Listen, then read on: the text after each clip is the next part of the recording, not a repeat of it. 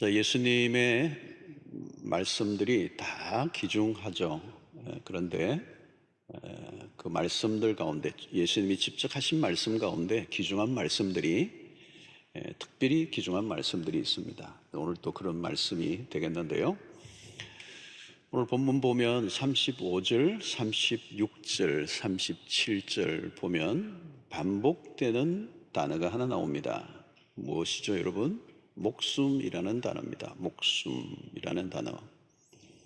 영어 성경을 보면 이 목숨을 life, 때로는 soul, 다르게 표현을 번역을 해 놓았는데요. 헬라 원문으로 보면 한 단어입니다. 같은 단어입니다. 그런데 이제 본문에 따라서, 문맥에 따라서 이제 다르게 설명되기도 하는데요. 오늘 이 본문의 이 목숨은 생명이다, 그렇게 번역을 하면 틀림이 없겠습니다. 그런데 이 생명이 육체적 생명일 수도 있고 또 영원한 생명일 수도 있습니다. 그 본문에 따라서 다르게 해석될 수 있는데요. 오늘 특별히 35절은 유명한 구절입니다. 누구든지 자기 목숨을 구원하고자 하면 잃을 것이요 누구든지 나와 복음을 위하여 자기 목숨을 잃으면 구원하리라. 살고자 하면 죽고 죽고자 하면 산다. 대명제를 알려주고 있습니다. 예수님은 오늘 생명이라는 주제를 다루고 있습니다. 생명, life.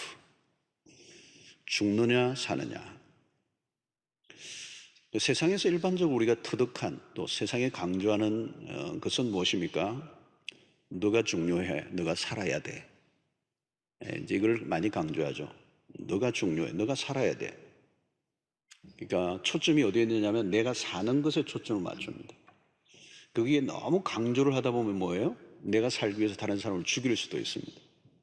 내가 사는 것 자체에만 고정되어 있으면 사실은 내가 사는 게 아니고 죽음의 길로 가는 것인데, 세상에서 일반적으로 터득한 방식은 너가 중요해, 너가 살아야 돼. 이것을 강조하죠. 자기 자신에게 초점을 맞추게 합니다. 이것을 우리는 흔히 병적인 자기애라는 표현을 쓰기도 합니다. 너무 지나치게 자기 중심으로만 치우쳐져 있는 상태.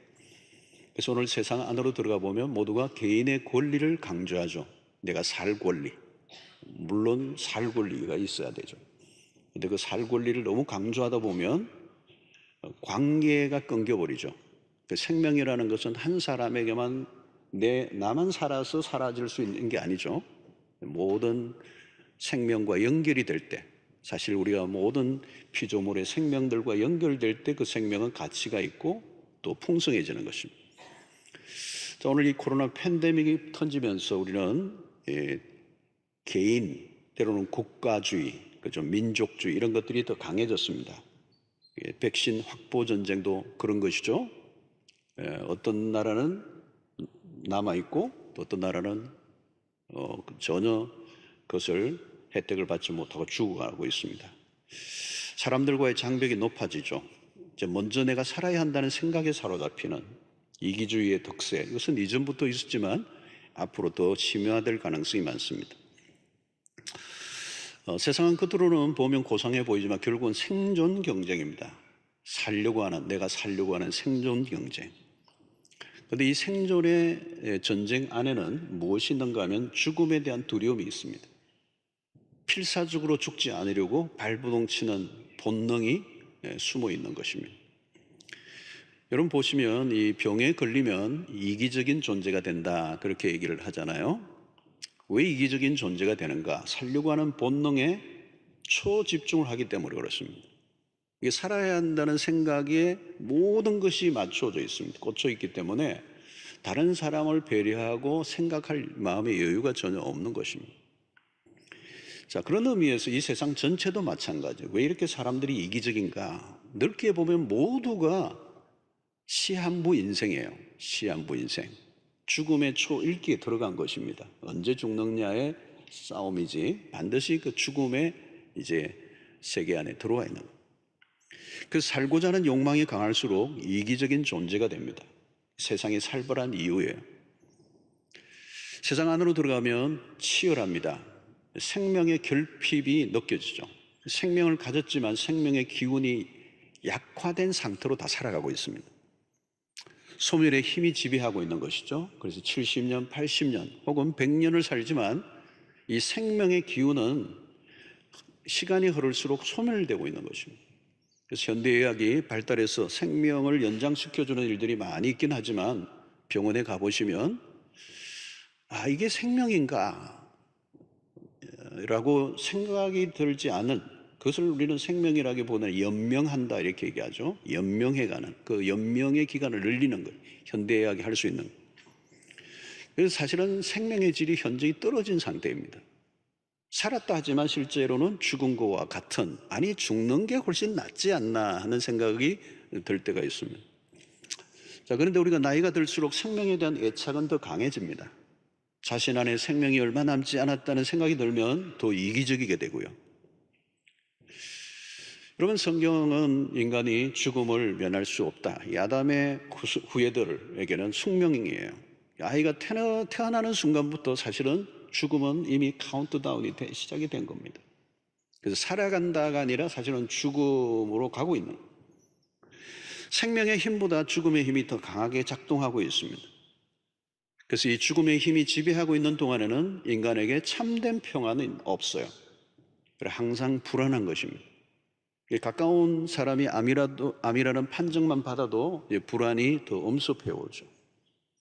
코로나 팬데믹으로 우리의 불안이 더 깊어졌습니다. 온 세상을 지배하는 것이 결국은 죽음의 힘이라는 것을 우리는 실감을 하고 있습니다. 우리는 백신을 맞고 마스크를 벗으면 좋은 날이 올 것이라고 믿습니다. 그러나 죽음의 힘이 약화되는 것은 아닙니다. 자, 우리는 성경을 들여다보면서 예수께서 이 생명에 대해서 어떻게 얘기하는가에 귀를 기울여야 합니다. 나만 살려고 하면 죽게 되어 있습니다. 그것이 하나님이 만드신 생명의 원리입니다.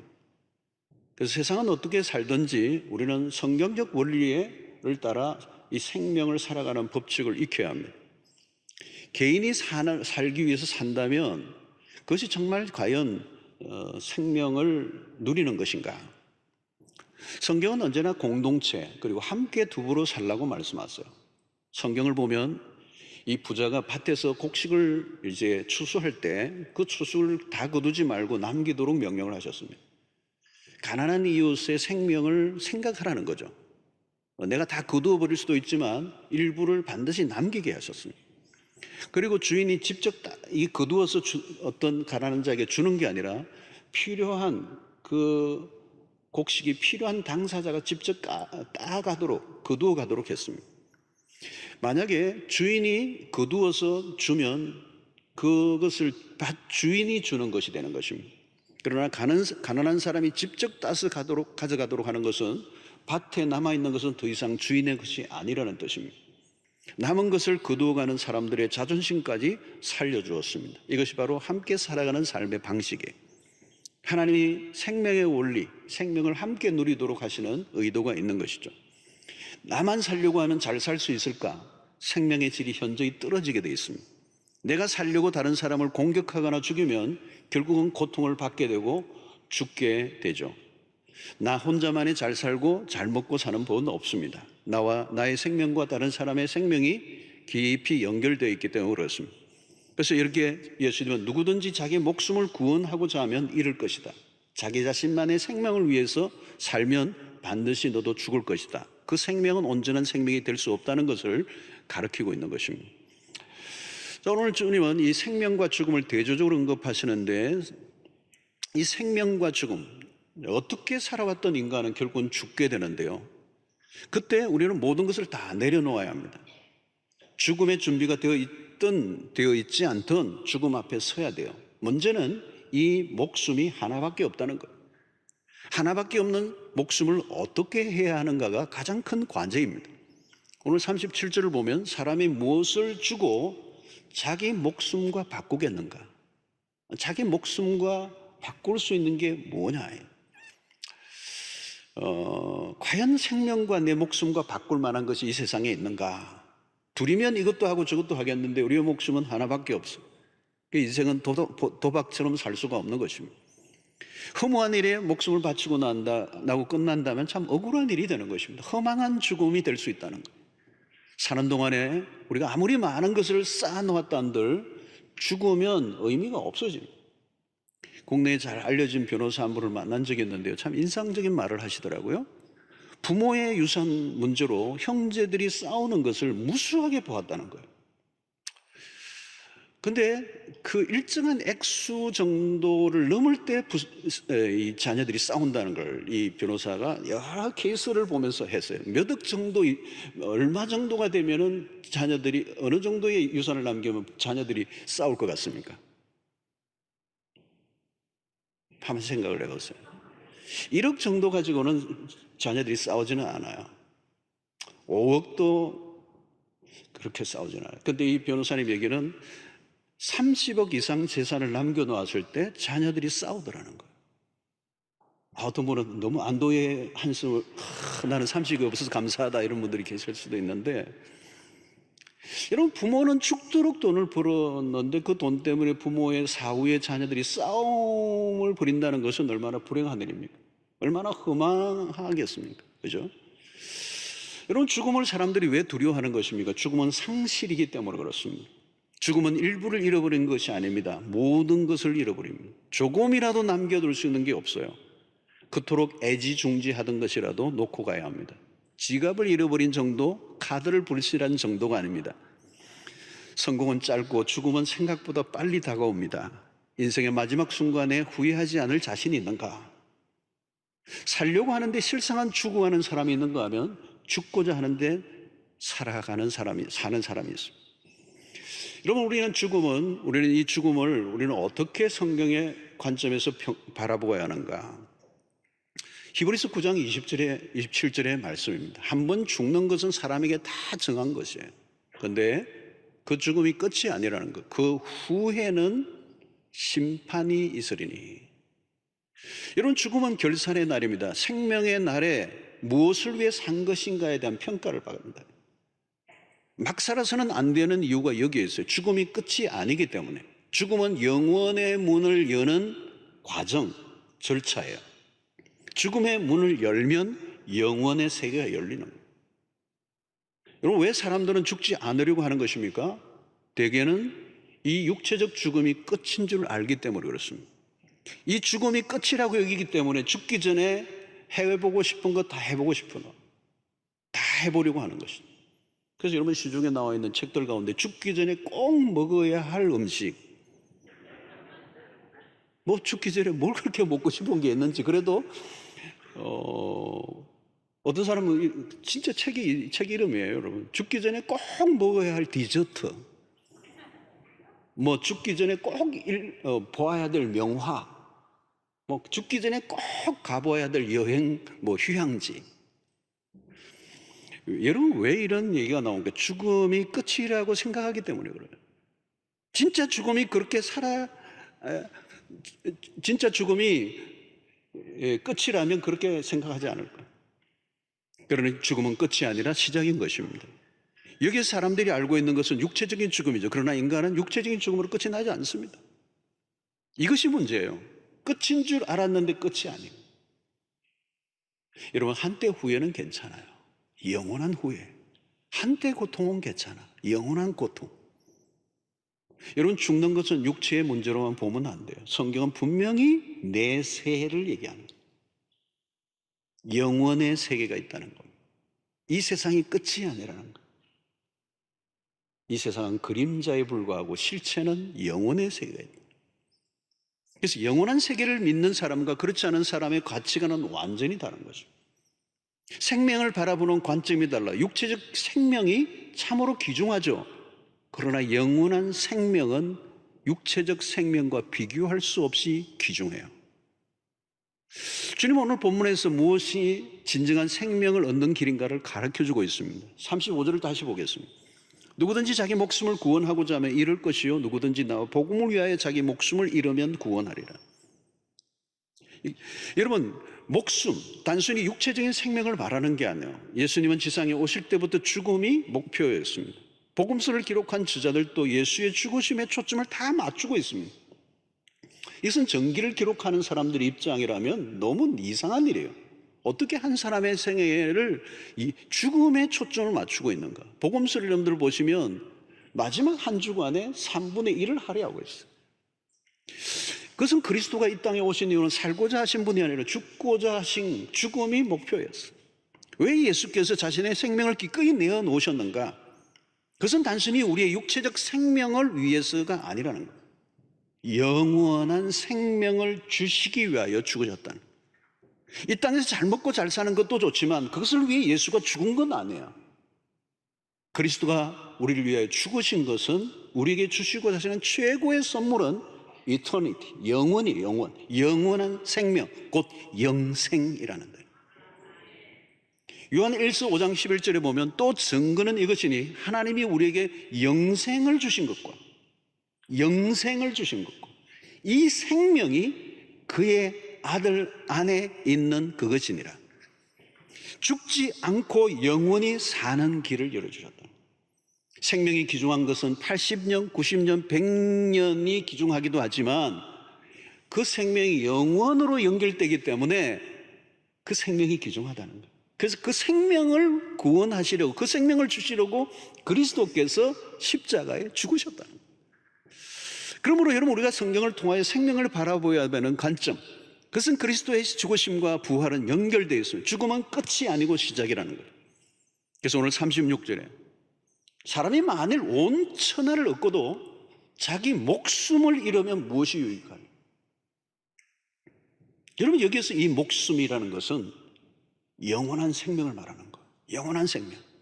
그래서 전도서에 솔로몬이 돈과 권력과 명성과 쾌락과 모든 걸 다 누렸지만, 천하를 얻은 사람이었지만 그는 결국은 헛되다라고 얘기했던 이유가 뭘까요? 죽음 때문에. 죽음은 인생의 한계를 정확하게 그어놓는 것이.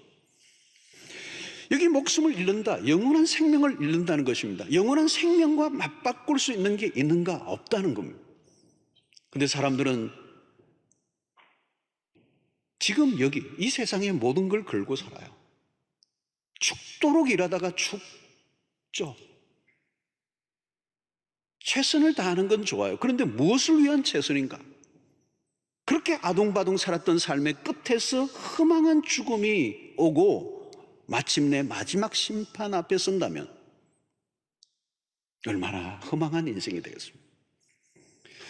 사람들은 목숨을 지키기 위해 전력을 다합니다. 각종 보험을 들기도 하고 운동도 열심히 하고 근육도 막 키우고 유기농 막 건강식품들을 막 챙겨 먹습니다. 그러나 여러분, 죽음을 피할 수는 없어요.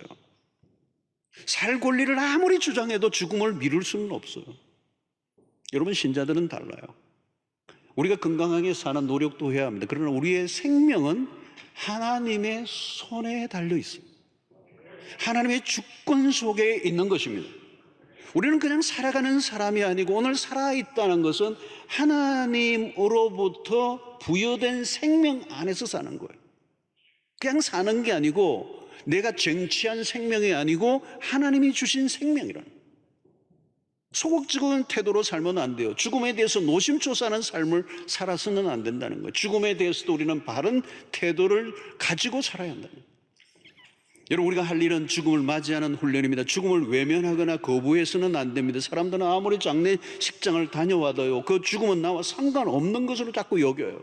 그래서 그걸 자꾸 외면하고 그냥 터부시해버리고 생각도 안 하려고 그러고 그 죽음에 직면하지 않으려고 그래요.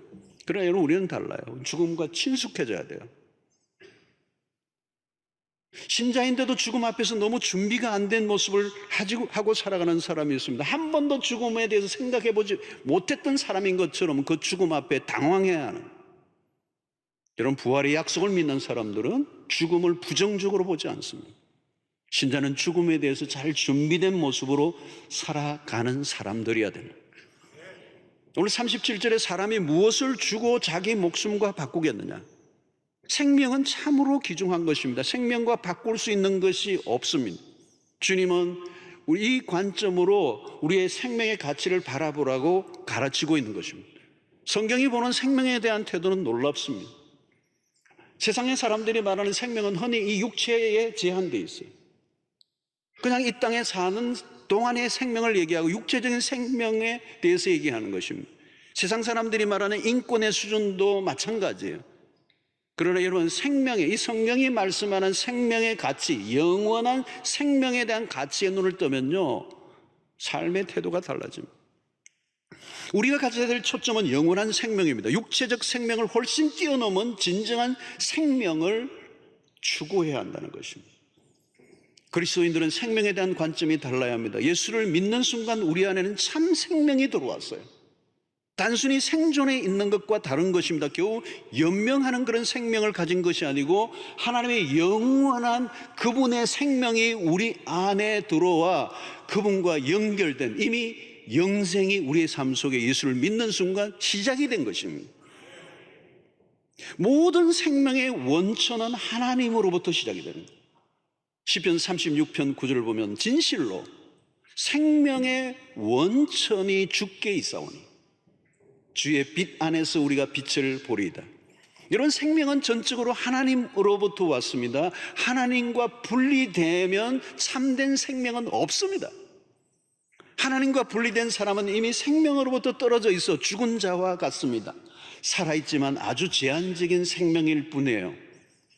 하나님을 떠난 인간은 그러므로 그 육체적 생명조차도 질이 현저히 떨어진 상태, 활기참이 없어요. 불안하고 두렵고 살아있다고 말하기보다는 아직 죽지 않은 상태와 가까운 것입니다. 그러므로 인간이 존재론적으로 불안한 이유가 거기에 있습니다. 그러나 우리에게는 예수 안에서 영원한 생명이 우리 안에서 작동되고 있는 거예요. 영생은 이미 시작되었어요. 하나님이 말씀하시는 복이라는 이 히브리어 바라크라고 하는 단어가 있는데, 이 하나님이 말씀하시는 이 복이란 뭐냐? 곧 생명을 말하는 거예요. 하나님이 부여하신 이 생명 안에서 우리가 살고 있어요. 그래서 예수님이 마귀로부터 시험을 받으셨을 때 사람이 떡으로만 사는 것이 아니요 하나님의 입으로부터 나오는 말씀으로 살 것이니라.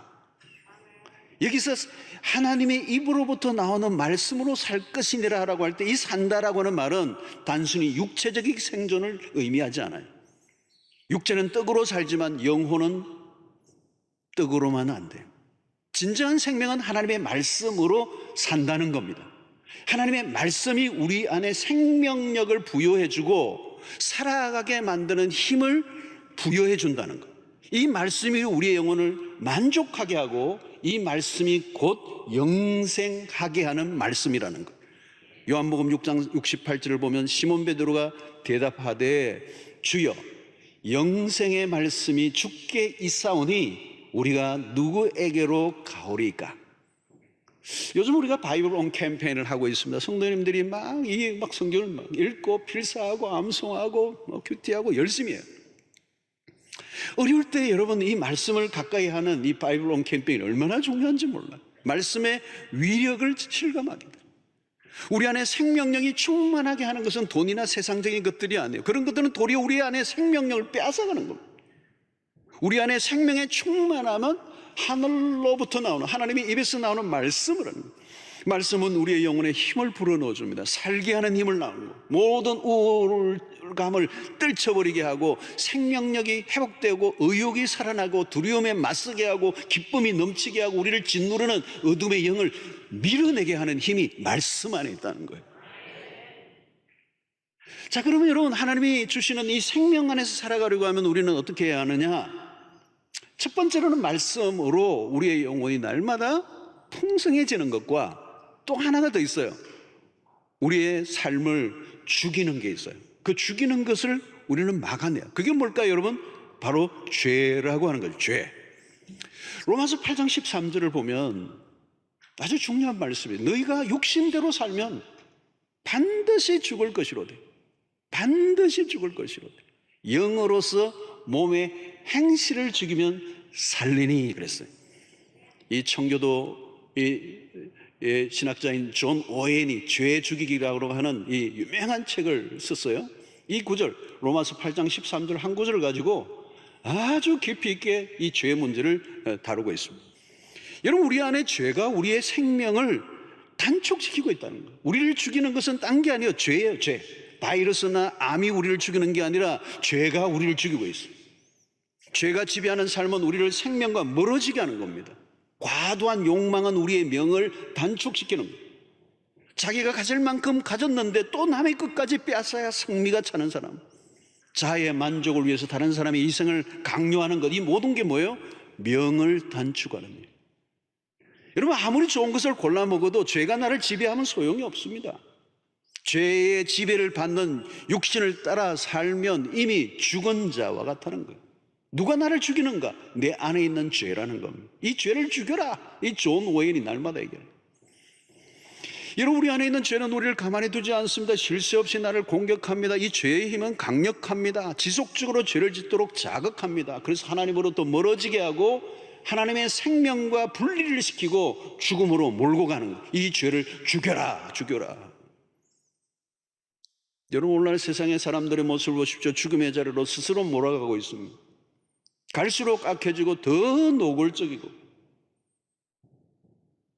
여러분, 우리는 어떻습니까? 우리는 어떻습니까? 이 죄를 이겨야 삽니다. 죄를 이기지 못하면 살았다 하나 실상은 죽은 자예요.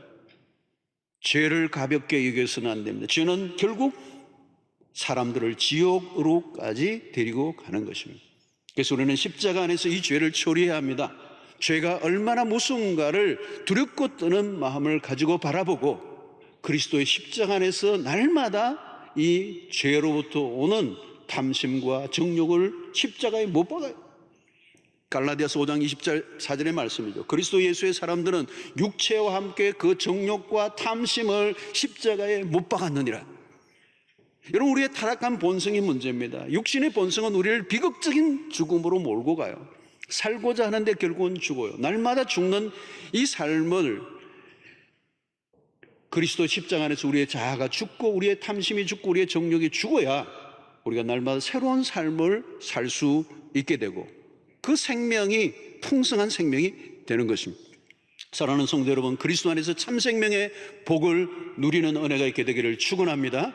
죽음의 영이 우리를 짓누르지 않고 죽고 사는 차원을 뛰어넘는 하나님의 백성들로 살아갈 수 있게 되기를 바랍니다. 자, 우리에게 주어진 사명이 하나 있어요. 그게 오늘 35절에서 다시 한번 우리가 확인할 수 있어야 되는데요. 35절을 다시 보겠습니다. 누구든지 자기 목숨을 구원하고자 하면 잃을 것이요. 그 다음이죠. 누구든지 나와 복음을 위하여 자기 목숨을 잃으면 구원하리라. 여기 자기 목숨을 잃으면 구원하리라. 무엇을 위하여 자기 목숨을 잃어야 구원을 얻는다는 거예요? 나와 복음을 위하여. 예수와 복음을 위하여. 우리의 귀중한 생명을 바칠 유일한 것을 알려주고 있는 겁니다. 만약에 이 복음, 예수 그리스도와 복음을 위하여 우리의 생명을 드리는 것은 낭비가 아니라 가장 가치 있는 일이라는 거예요.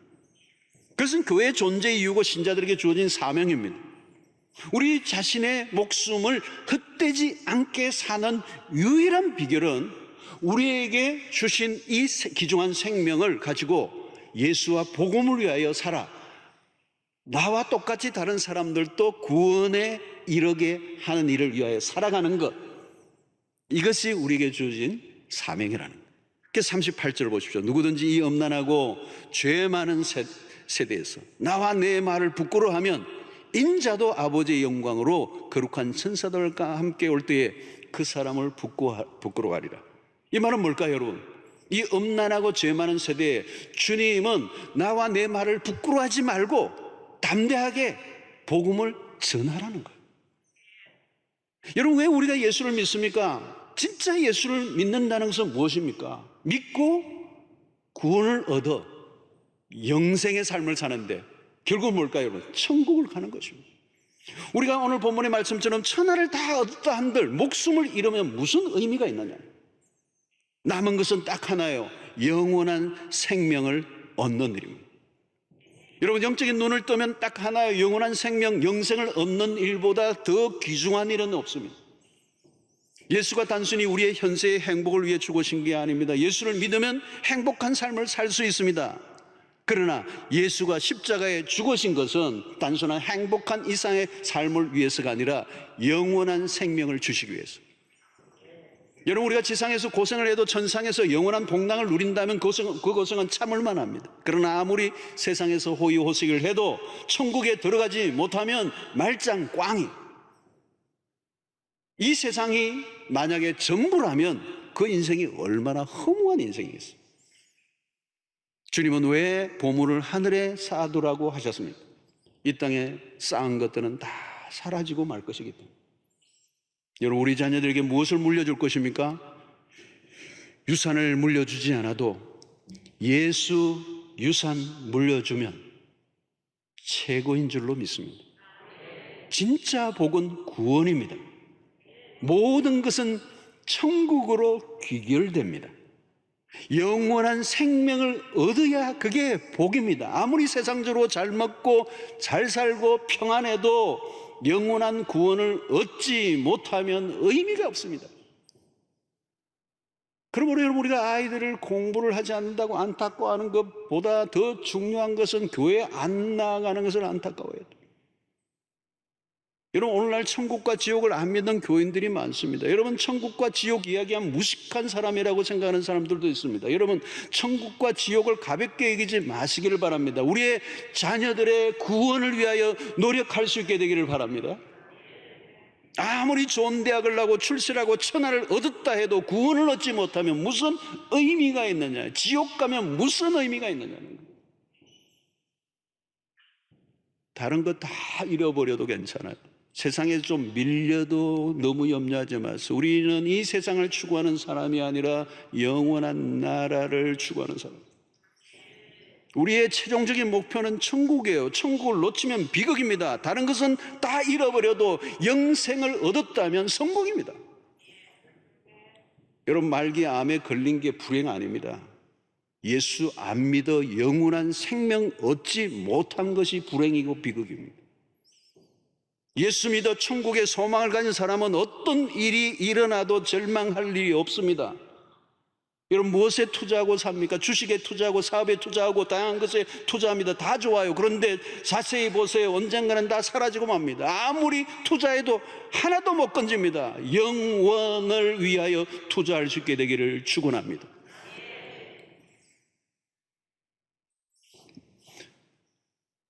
오늘 이 말씀이 예수님 말씀이고요. 자기 목숨을 잃으면 무슨 유익이 있으리요?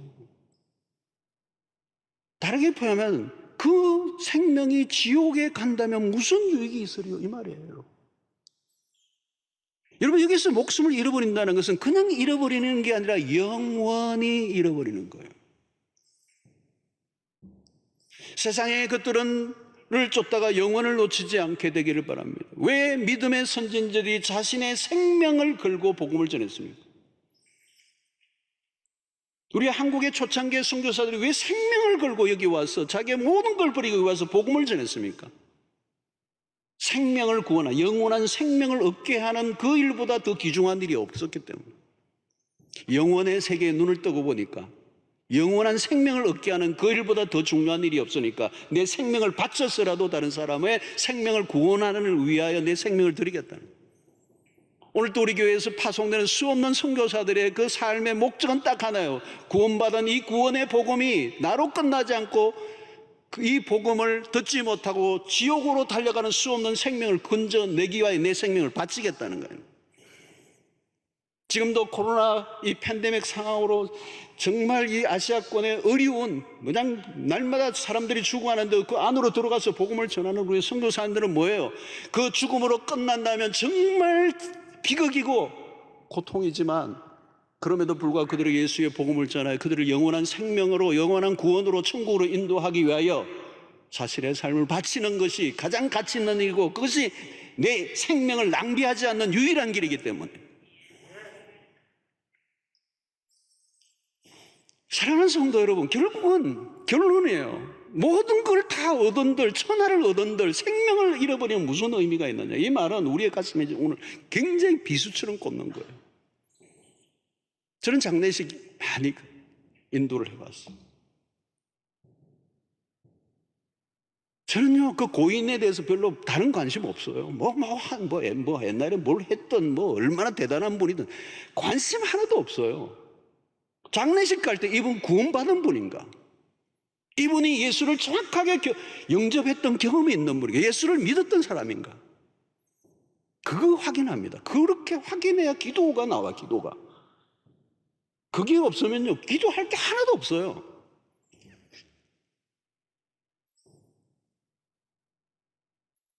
천국 가야 합니다. 저는 우리 교회 성도들이 얼마나 많은가가 보다 우리 교인들이 다 천국 가야 할 텐데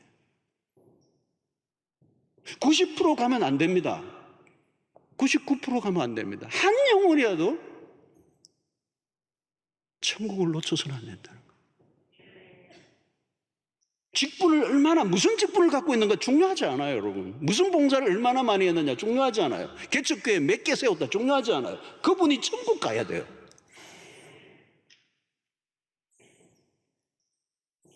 교회 뭐 세상적으로 잘 나가는 사람들이 얼마나 다니느냐 별 의미 없습니다. 잠깐입니다, 여러분.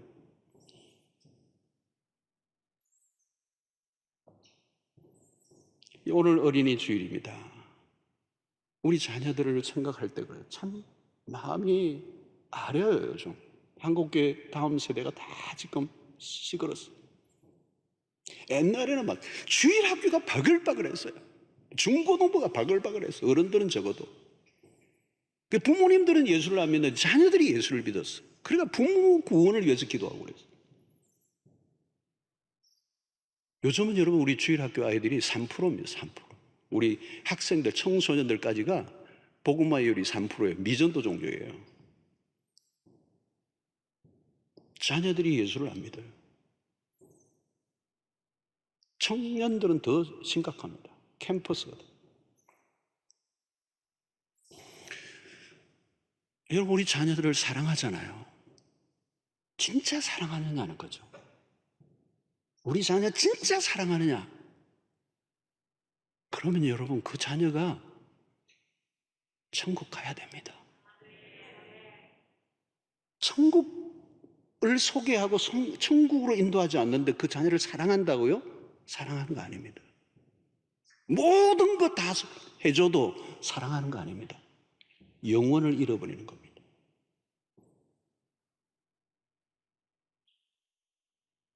최근에 뉴스에서 났잖아요. 그 의대 다니는 아들이 한강에서 실종이 됐어요. 아버지가 그냥 그 아들을 찾는다고 그냥 미친 듯이 찾아가는 거죠. 막 걸고. 자기 찾으러 다니는 동안에 그 아이가 집에 와서 놀랄까봐 집에도 다 묻어놓고 아들을 찾는 거야, 아들을 찾는 거야. 아들을 사랑하는 아버지의 모습을 보였어요. 이런 육신적인 생명도 그토록 귀중하다면 영원한 생명은 얼마나 귀중한 것일까요? 여러분 믿음으로 내가 천국에 간다는 것을 확신한다면 얘기하지 않을 수 없습니다. 이 어린이 주일날 우리 자녀들에게도 여러분 지금 복음을 전해야 돼요. 아이들에게 어릴 때 복음을 전해야 돼요. 어떤 일정한 나이만 지나면요 아무리 얘기해도 안 받아들여요. 이미 다른 영이 들어가 있어요. 힘으로도 안 되고 능으로도 안 돼요. 피눈물을 쏟아도 안 돼요. 때가 있어요. 복음을 받아들일 때가 있어요. 그 때를 놓치면 안 돼요. 그 때를 놓치면 이 세속의 문화가 그 아이를 그대로 두지를 않아요. 안 돼요. 아무리 그를 어떻게 데리고 올려도 안 돼요. 때가 있어요. 그래서 14 운동을 하죠. 4살부터 14살까지. 부모의 품에서 부모의 말을 들어줄 때 예수의 복음을 전해야 돼요. 천국을 소개해 줘야 돼요. 이 땅의 생명이 끝이 아니라는 거. 죽음이 끝이 아니라는 거. 죽음은 심판이에요. 영원한 생명을 얻게 할 수 있는지, 영원한 형벌에 이를 것인지, 지옥인지 천국인지 성경은 정확하게 내세를 얘기해요. 내 형제를 사랑한다면, 내 부모를 사랑한다면, 내 친구를 진정으로 사랑하는가? 줄 수 있는 최고의 선물은 영생의 선물. 우리가 복음을 전해야 될 이유예요. 우리가 나와 복음을 위하여 자기 생명을 잃으면 그야말로 그가 구원을 얻을 것이다. 우리 주님이 하신 이 말씀을 기억하고, 인생은 짧습니다. 어느 날 황급히 죽음이 다가옵니다. 우리의 주어진 지상의 시간이 마감되는 날이 와요. 그것으로 끝나지 않습니다. 그 다음에 넥스트, 진짜는 그 다음이에요. 영생의 문으로 들어가는, 믿음으로 예수의 이름으로 영생의 문으로 들어가 천국에서 만나는 은혜가 여러분들 모두에게 있게 되기를 바라고, 우리 가족들, 우리 그토록 사랑하는 자녀들에게 이 천국의 축복을 누리도록 복음을 전가하는 기회를 놓치지 않는 여러분들 되시기를 축원합니다. 우리 함께 기도하는 시간을 갖겠습니다. 아직도 구원을 얻지 못한 우리의 가족을 위해서 기도하겠습니다. 천하를 얻은들 자기 목숨을 잃으면 무슨 의미가 있겠어요? 아무 소용없어요. 아무 소용없어요. 죽음은 황급히 오는 순간에 우리에게 다가옵니다. 죽음은 끝이 아니에요. 사람이 무엇을 주고 자기 목숨과 바꾸겠는가? 이 엄난하고 죄 많은 세대에 나와 내 말을 부끄러워하면 인자도 아버지의 영광으로 거룩한 천사들과 함께 올 때 그 사람을 부끄러워하랴. 이 영광스러운 십자가의 복음, 구원의 복음, 천국의 복음, 먼저 우리의 자녀들에게, 우리의 부모들에게, 우리의 가족들, 우리의 친구들에게 전하게 하여 주십시오. 그들도 나와 같은 구원을 얻게 해 주십시오. 그들도 함께 영원의 세계로 들어가는 비전을 갖게 하여 주시옵소서. 우리 함께 기도하는 시간을 갖도록 하겠습니다. 기도하겠습니다. 하나님 아버지, 오늘 우리 시간 우리에게 주신 말씀을 통하여 다시 한번 하나님 우리가 도전을 받습니다. 누구든지 자기 목숨을 구원하고자 하면 이룰 것이요, 누구든지 나와 복음을 위하여 자기 목숨을 잃으면 구원하리라 하소서. 하나님 아버지, 내가 구원을 얻은 것처럼 하나님, 내 자녀들이, 내 부모니가, 내 형제가, 내 친구, 복음을 구원에 이르는 역사가 있게 하여 주시옵소서. 생명의 길로 인도하여 주시옵소서. 아버지 하나님, 우리가 더 많이 기도하기를 원합니다. 더 아버지 사랑을 베풀고 하나님 그들에게 복음을 증거하게 하여 주셔서 아버지 하나님, 하나님의 나라 영원한 천국에 함께 들어가는 역사가 일어나도록 주님 은혜를 베풀어 주시기를 원합니다. 이 생명의 눈을 뜨는 자들이 되게 하여 주시옵소서. 영생의 생명을 보는 자들이 되게 하여 주시옵소서. 그래서 하나님, 우리의 삶 속에 하나님 구원의 역사가 날마다 펼쳐질 수 있도록 주님 도와 주시옵소서. 하나님 함께해 주시고 하나님 놀라운 구원의 역사가 날마다 우리를 통하여 맺혀질 수 있도록 아버지 도와 주시옵소서. 하나님 아버지, 오늘도 우리에게 주신 말씀을 통하여 예수와 예수의 복음을 위하여 우리의 생명을 기꺼이 드리게 하셔서 내가 구원받은 것처럼 또 다른 사람도 구원에 이르게 하는 일에 우리의 삶이 쓰여지게 하여 주시옵소서. 내 이 귀중한 생명, 이 목숨을 오직 복음을 위하여 살아드릴 수 있도록 도와 주시옵시고, 무엇보다도 우리의 자녀들이, 우리의 가족들이 주 앞에 나오게 하시고 구원에 이르게 하시고 천국에 들어가는 은혜를 허락하여 주시옵소서. 예수님의 이름으로 기도하옵나이다.